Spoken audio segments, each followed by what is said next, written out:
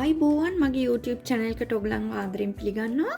අද මම ඔයාලට කියලා දෙන්න යන්නේ ආප්ප වගේම රසවත් crispy snack එකක් හදන හැටි තමයි මම ඔයගලන්ට කියලා දෙන්න යන්නේ. ඉතින් අපි ඉක්මනින් බලමු ඒකට අවශ්‍ය කරන ද්‍රව්‍ය මොනවද කියලා. ඒකට මම අරන් තියෙනවා corn flour, බිත්තර, පාන් පිටි, හාල් පිටි, කිරි, සීනි, තෙල් මෙතන මම අරන් තියෙනවා ලුණුයි බේකින් සෝඩායි. ඒත් එක්ක මම මේකට ෆිලින් එකක් අද පාවිච්චි කරනවා. ෆිලින් එක හදන හැටි මම ඔයගලන්ට පස්සේ කියලා දෙන්නම්. ඉස්සෙල්ලාම අපි හදමු බැටර් එක හදාගන්න හැටි බලමු කොහොමද කියලා. මම දැන් ඉස්සෙල්ලාම කරන්නේ මේ බිත්තරේ දාගන්නවා මේ විදියට. ඒත් එක්කම මගේ ඔයිල් ටික දාගත්තා. ඊපස්සේ මම කිරි ටික දාගන්නවා.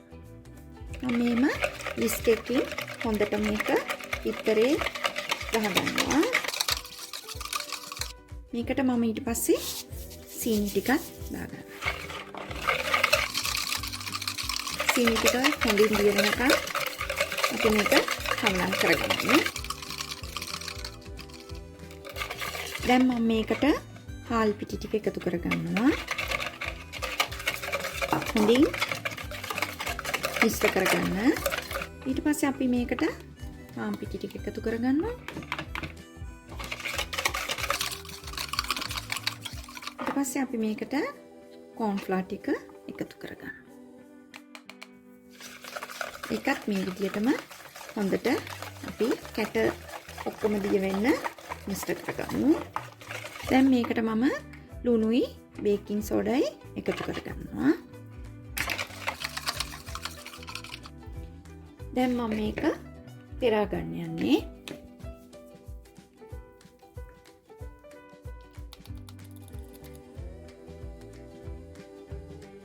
මේ විදිහට මම පෙරා ගත්තා. ඒක අපි දැන් විනාඩි 20ක් විතර අපි පැත්තකින් තියලා තියන්න ඕනේ මේ ෆිල්ම් රැප් එකකින් වහලා.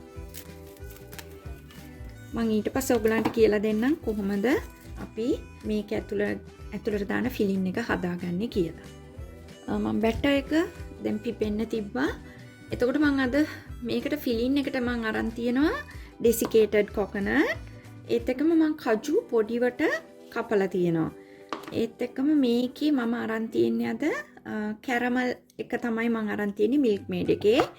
ඕගලන්ට මේකට කැමති ෆිලින් එකක් දාගන්න පුළුවන්. චොක්ලට් ක්‍රීම් හරි ඕන එකක් දාගන්න පුළුවන්. අද මම මේ ටික තමයි අද මම පාවිච්චි කරන්නේ. ඉතින් අපි බලමු කොහොමද මේ මික්ස් එක හදාගන්නේ කියලා. ඉතින් මම මේ වගේ භාජනයක් කරන් තියෙනවා. ඒකේ මම මේ DESICCATED coconut ටික මෙහෙම දාගත්තා.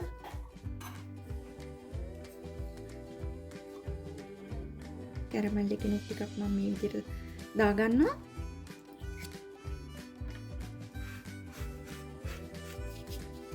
මේ මොහොතේ මික්ස් කරගන්න. ඒත් එක්ක මම මේකට කජු ටිකක් දාගන්නවා.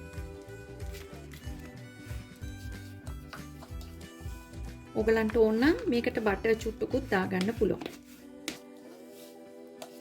මේක තමයි මගේ ෆිලින් එක.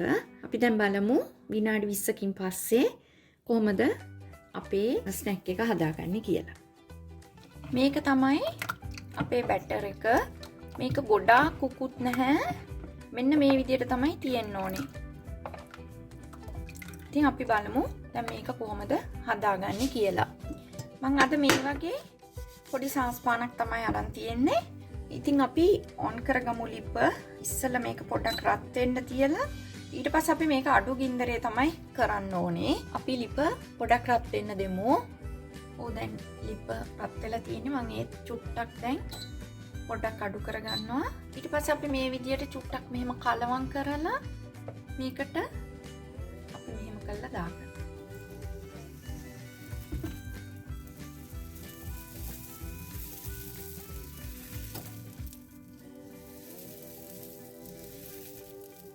ඉන්දර පොඩ්ඩක් අඩු කරගන්න.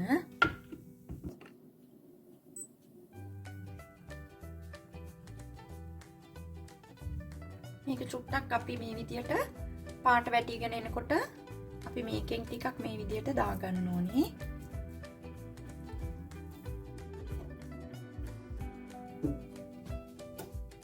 තව චුට්ටක් ඔය විදිහටම අපි තියමු. දැන් මේ ඔයගලන්ට පේනවද මේ විදිහට දුමුරු පාට වේගෙන එනවා. මේ වෙලාවේදී අපි මේ විදිහට මෙහෙම ගලවලා එකටක් ගන්න නමා ගන්න ඕනේ.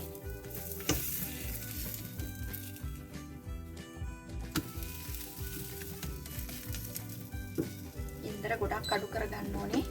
නැත්තම් අපිට මේකේ ක්‍රිස්පි ගතිය හම්බෙන්නේ නැහැ. මේක පිච්චිලා යනවා. අපි දැන් මේක මේ වගේ කූලින් රැක් එකකින් තියාගමු. මේක ටිකක් වෙලා තියෙද්දි ක්‍රිස්පි වෙනවා. අපි ඒ වගේම ආපහු එකක් දාගමු.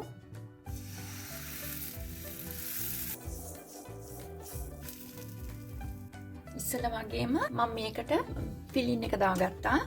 මේ විදිහටම අපි හදා ගන්න ඕනේ. ඕගලන් මේක හදද්දී ගොඩක් තුනී කරන්න බලන්න. පුළුවන් තරම් තුනී කරන්න. එතකොට තමයි අපිට ගොඩක් ක්‍රිස්පියට හම්බෙන්නේ.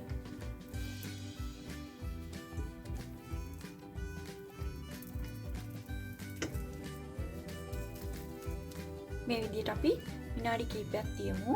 මේක මම ගොඩක් තුනීවට දැම්මා. ඔයගලන්ට පේනවා ඇති මේ විදිහට බ්‍රවුන් පාට වේගෙන එනවා.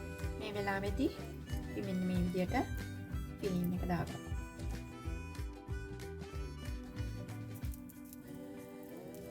මෙන්න මේ වගේ වෙද්දී වල හිමින් මේක නමා ගන්න.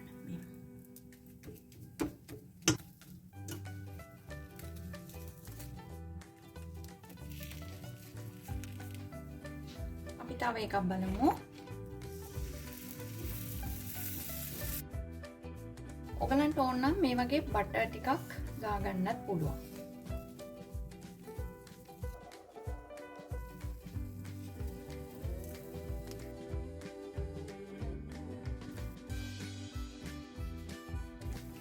ගොඩ ගින්දර දාගන්න එපා. එතකොට ඔයගලන්ට කර වෙයි එක. ඒ නිසා මේ විදියට තියෙද්දි වා ගන්න.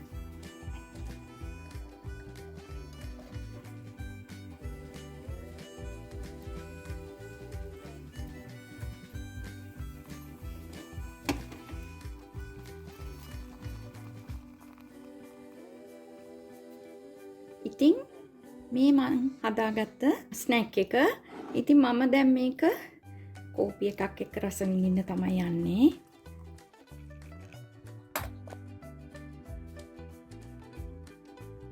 ඔයගලන්ට පේනවද මේ? ක්‍රිස්පි. මම දැන් එකක් ඔයගලන්ට කාලා පෙන්නන්න යන්නේ. මේ බලන්න. හරිම රසයි. මම හිතනවා ඔයගොල්ලෝ මේ වීඩියෝ එකට ගොඩක් කැමති වෙයි කියලා. ඇත්තටම හරිම රසයි. මම මේකෙන් කීයක් කාලි කර කර ඉඳන්නේ නැහැ. එච්චරකටම රසයි. ඉතින් ඔයගොල්ලෝ අනිවාර්යෙන්ම මේ රෙසිපි එක හදලා බලන්න try කරන්න. වෙලෙම ඔයගොල්ලන් සර්ව් කරන්න හදාගන්න. ටිකක් වෙලා යනකොට ඊට පස්සේ අපිට මේක පොඩ්ඩක් පෙඟෙන්න වගේ බලනවනේ. ඉතින් මේ වෙලාවේ කෑවොත් ඔයගොල්ලන්ට මේ විදියට මේ ක්‍රිස්පි ගතියෙන් කන්න පුළුවන්. ඉතින් මං නැවතත් මේ වගේම රසවත් ලස්සන වීඩියෝකින් ඔයගලන්ගේ හමුවට එන්න. එතෙක් නවතින්නම් මම Yvonne.